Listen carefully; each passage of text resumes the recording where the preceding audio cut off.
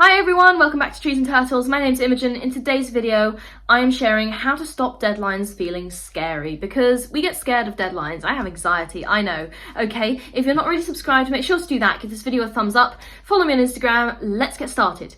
So, deadlines. Nobody likes talking about these. So let's make sure that they are not scary anymore, because even though it sounds counterintuitive, deadlines can be your friend. Deadlines can be actually helpful. So, here is how to hack your deadlines. Number one, put a deadline before the deadline. Oh, okay, hear me out. I know you're probably sitting there thinking, she's making more deadlines, what the fuck? But hear me out, okay? If you put a deadline before the deadline, say you've got an external deadline, like you've got to complete a college assignment by the end of, I don't know, March, okay? You've got to complete a college assignment by the end of March. This is in no way based on my real life experiences, of course. Anyway, you've got to complete a college assignment by the end of March. So say you put a personal deadline and you say, I want to have the assignment completed by, I don't know, the middle of February. Okay, say this was set like back in October or something. Say you want to have like a 2-week buffer between your deadline and the actual deadline. Okay, so the reason this is helpful is it gives you a sort of an earlier deadline to aim for, and then if you get up to the like self-imposed deadline, like the earlier deadline, the February deadline, and you haven't completed it, or there's like a problem that you've run into, or you need to do more research, or there's like some kind of issue with the data or the write-up, or I'm not sure what kind of report this is, but what matters is that you have a 2-week buffer, because you said, actually, the deadline's in the middle of February, so I'm going to work towards that and treat it if it's the real deadline, whereas in fact, oh no, I haven't completed it for the deadline, but actually it's fine because I have 2 weeks. Does that make sense? So I know I've kind of just doubled your number of deadlines, but it can actually be helpful. All right, number 2, know that it's usually not the end of the world, okay? Sometimes I know that missing a deadline can be absolutely terrifying, okay? But let me let you in on a little secret. I missed multiple deadlines for assignments when I was at Durham because I had several, now we have what we call special adverse circumstances. So there was one time when I was in hospital and I had to get an extension for this is just an example, I had to get an extension for one of my deadlines. So technically I missed the original deadline, but because I was in hospital, that was a mitigating circumstance, and the university said, okay, we'll give you an extension to X date, okay? So it's not always the end of the world. Like, sometimes you miss a deadline, the world is not literally going to implode on you, and often if you take the right steps to like mitigate the impacts of it, it's absolutely fine, especially if it was something outside of your control. Like, people can generally be very understanding, especially if it's like for a medical reason, okay? So although, I hated missing the deadline so much and I didn't want to apply for the extension, I was like, no, I'm going to get it done. And my friends were like, you literally can't, you're in hospital. So, yeah, anyway, so it's usually not the end of the world, is the point. Even if you miss the actual deadline, like if you've had a deadline before the deadline, you've missed that deadline, you've missed the actual deadline, like, oh no, what are we going to do? It's actually fine. Like,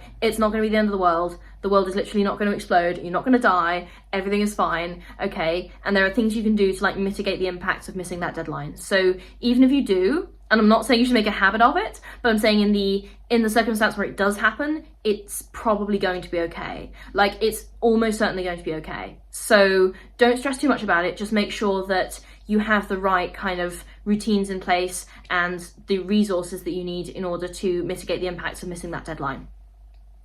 Right, number 3, you probably heard this one before, but done is better than perfect, okay? If you are stressing so much about completing something for a deadline that you actually miss the deadline when you've got something completely, like, it's adequate, you've got something adequate and you could have got it in on time, but because you're such a perfectionist, you missed the deadline, that's not good, okay? So when it comes to the deadline, whatever you've got, you just need to submit it, okay? Unless it's like literally nothing, okay? If you've got something and it's not perfect, but it's adequate, you need to submit it. And even if you feel like it's not adequate, then tough luck, buddy, okay? There's the deadline, so just put it in and pray it works. But done is better than perfect. And I think a lot of the times we underestimate our own abilities. And if you submit something, and this isn't just at college or anything, this could be like in any sphere of life, okay? We often think that our work, especially if we're perfectionists, we often think that our work is worse than it is. So your perception of your work is not always accurate. And I remember when I was talking to my thesis supervisor, when I was writing my thesis, I had to submit like an initial chapter, and I honestly thought this was the worst thing I'd ever written. And I submitted it, and I was almost so scared to open the feedback because I just thought it was horrendous, and I was like, my supervisor's going to tear me to pieces. Eventually, I got the courage to open the feedback, and one of the first lines was, there are some very original ideas in here, and I was like, you've had ideas in there? Okay, so done is better than perfect, and even if you think that, like, your work isn't good, chances are that it's pretty decent. So yeah, sometimes you have to let go of perfectionistic tendencies, but get it in for the deadline, because it's okay, and often your work is a lot better than you think, and the deadline can be a way to help you learn to know how to say good enough. Make sense? All right, number 4, this is like a lifestyle hack more than anything. Get on anxiety medication. I got so, like, I stressed so much about deadlines before I was medicated, and if you are like me and you have anxiety as a medical condition, then it can be so immensely helpful. And I obviously recognise that medication is not for everyone, but it's something that I think is worth at least checking out, because I didn't think it was for me, and I started it and my life has been so much better. And deadlines don't feel scary anymore. They just feel like, okay, I need to have this done by like 2 weeks time. It's not like, oh my god, I've got to get this done by 2 weeks time. So I feel like it kind of brings that emotional like level down a lot. Like it turns down your emotional volume kind of a lot to like a normal level. And yeah, to have a normal level of anxiety, and this was actually reflected in my blood pressure as well. So to have like a normal level of like a heart rate, whatever. Anyway, get on medication. It really helps. And finally, this one is kind of a little bit unusual, but see deadlines as a helpful endpoint or rest point rather than a super scary thing. We often see deadlines as, you know, this sort of terrible looming like entity in our lives that's gonna like come and, I don't know, hit us over the head or something. But deadlines can actually be a helpful endpoint. Like I said earlier, deadlines can be a helpful way for you to understand how to say, my work is good enough, okay? I've done what I can at the time, I'm gonna let go, I'm gonna move on, because the deadline is the end point, and there's nothing more I can do in the time, so I just have to accept that I've done my best and move on, submit it and move on.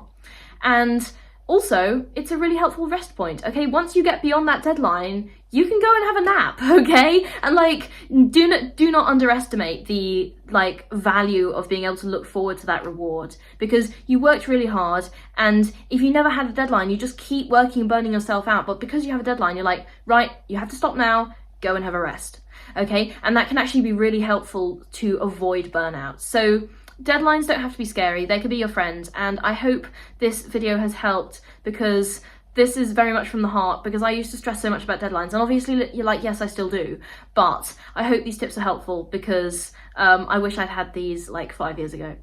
Alright, that's all for this video. If you're not subscribed, please do that. Give this video a thumbs up, follow me on Instagram. I'll see you in the next video. Okay, bye!